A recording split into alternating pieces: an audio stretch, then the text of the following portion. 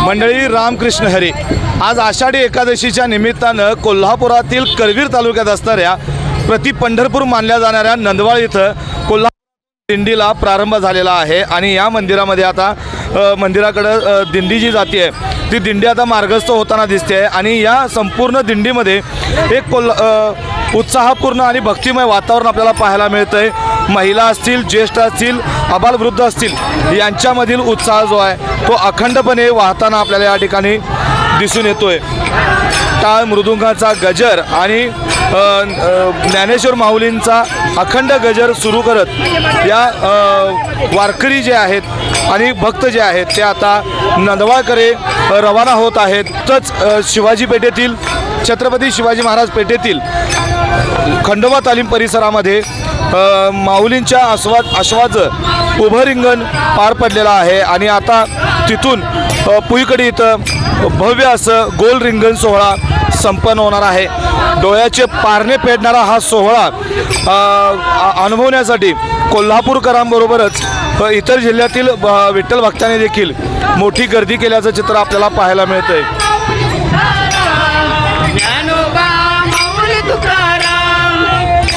माऊली रामकृष्ण हरी, रामकृष्ण काय सांगताय विठ्ठलाच्या या आषाढी एकादशी निमित्तानं तुम्ही वारीमध्ये सहभागी झालेला आहात, काय भावना आहेत? आज ही आपली नंदवाळ दिंडी प्रति पंढरपूर गेली 26 वर्ष आपलं जय शिवराय तरुण मंडळ मंगळवार पेठ आणि आपली माऊली दिंडी सोहळा हा गेली 26 वर्ष या ठिकाणी अखंडपणे साजरा होत आहे। आज ही दिंडी प्रचंड संख्येने या दिंडीमध्ये आज जवळपास 1,00,000 ते 1.5 लाख भाविक यामध्ये सामील झालेले आहेत। या आपल्या खंडोबा तालीमजवळ आत्ताच आपलं उभं रिंगण झालेलं आहे। थोड्या वेळानंतर आम्ही जेव्हा पुईकडीला पोचू त्या ठिकाणी माऊलींचं व अश्वांचं गोल रिंगण होणार आहे। या रिंगणासाठी जवळपास कोल्हापूर आणि परिसरातील 1 ते 1.5 लाख भाविक या ठिकाणी जमा होतात आणि तुम्ही आता पाहताय किती हा आनंदी सोहळा आहे। जवळपास 50-60 गावातील दिंड्या या आपल्या ह्या सोहळ्यामध्ये सामील झाल्या आहेत। तुम्हा या वारकऱ्यांसाठी नंदवाळ का महत्त्वाचं आहे? नंदवाळ म्हणजे प्रति पंढरपूर आहे। जेव्हा होते पंढरपूर, जेव्हा नव्हते चराचर तेव्हा होते पंढरपूर आणि आता असं म्हणावं लागेल की जेव्हा नव्हते पंढरपूर तेव्हा होते नंदापूर। पूर्वीचं नंदवाळचं नाव आहे नंदापूर, नंदापूरवरून ते नंदवाळ झालं। पंढरीचे परमात्मा पंढरपुरामध्ये 28 युगे उभे आहेत। नंदवाळ या ठिकाणी परमात्मा 32 युगे या ठिकाणी त्यांचं वास्तव्य होतं। पण नंदवाळमध्ये परमात्मा संसार रूपामध्ये होते। या ठिकाणी तुम्हाला पाहायला मिळेल की सत्यभामा रुक्मिणी पांडुरंगाच्या समवेत आहेत आणि म्हणून हे नंदवाळ जे आहे हे प्रति पंढरपूर आहे। पंढरपूरच्या आधी पांडुरंगांचा वास या ठिकाणी नंदवाळमध्ये होता। नक्कीच आपण पाहिलं की नंदवाळ हे वारकऱ्यांसाठी आणि विठ्ठल भक्तांसाठी किती महत्त्वाचं आहे। यासाठी हे जे आहे त्याचं महत्त्व जे आहे त्या वारकरी बंधूंनी आपल्यासमोर सांगून दिलेलं आहे। आपण बघताय की तरुणांची संख्या देखील या दिंडीमध्ये मोठी आपल्याला पाहायला मिळते। काय सांगाल, या दिंडीमध्ये तरुण म्हणून तुम्ही मोठ्या संख्येने सहभागी झाला आहात, काय भावना आहेत? भावना तर प्रसन्नच आहेत। विठुरायाच्या दर्शनाला चाललो आहे आम्ही मोठ्या आस घेऊन। खूपच आनंद होतोय। सगळे आमची मित्रमंडळी पहिल्यांदा देवाच्या एवढं आस लागले आम्हाला दर्शनाची। आता पुढच्या कुठून आलाय तुम्ही सगळेजण? आम्ही कोल्हापूर प्रबोधिनी म्हणून MPSCचा क्लास आहे तिथून आलेलो आहे। खरं तर MPSC आणि उच्च शिक्षण घेणारे हे सर्व विद्यार्थी आणि तरुण मंडळी आहेत। एकीकडे बघतोय आपण दिल्लीमध्ये विद्यार्थ्यांचं आंदोलन सुरू आहे आणि हेच विद्यार्थी आज कोल्हापूरमध्ये वारीमध्ये सहभागी झालेले आहेत। काय सांगशील तू, आज या दिंडीमध्ये सहभागी झाले आहेस, कसं वाटतंय? खूप आनंद होत आहे। विठ्ठलाच्या चरणी हीच अपेक्षा आहे की आमचं सगळ्यांचं सुखवल समृद्ध आणि सगळे सुखी राहावं, शांत राहावी आणि अभ्यासाच्या दृष्टीने सगळ्यांना जे अपेक्षित आहे सरकारकडून ते मिळावं। आणि तू काय सांगशील, टाळ वाजवत तू या दिंडीमध्ये एवढा उत्साह का, कशासाठी?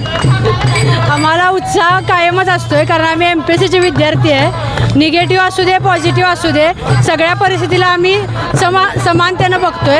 त्यामुळे आता आमच्या समोरच दिंडी चाललेली, मग आम्ही त्यांचं स्वागत केलं, प्रसाद वाटप केला. आता आम्ही त्यांच्यासोबत दिंडीत सहभागी होतोय. आता दर्शन घ्यायचं आणि मग त्याच उत्साहानं परत अभ्यासाला लागायचं, जेणेकरून आमची पण पंढरपुराला तिकडं आमची इच्छा कळू दे आणि आम्ही सगळ्यांची वारी पूर्ण होऊ दे आणि आमचा सगळ्यांचा संघर्ष सपून आम्हाला काहीतरी मिळवू दे. जेवढा आम्ही संघर्ष केला तर त्याचा काहीतरी गोड होऊ दे, म्हणून आमचा उत्साह वाढतच चालला आता. ज्याप्रमाणे विठ्ठलाची वारी सुरू आहे त्याचप्रमाणे आमची देखील अभ्यासाची जी वारी सुरू आहे, एक उच्च असं स्थान जे आहे ते गाठायचं आम्हाला आहे आणि ती वारी देखील आमची संपू दे विठ्ठलाच्या कृपानं. अशा प्रकारच्या भावना ज्या आहेत या विद्यार्थी मंडळानं आपल्यासमोर व्यक्त केलेल्या आहेत. मावशी कुठून आला आहे? शिंगणापूर.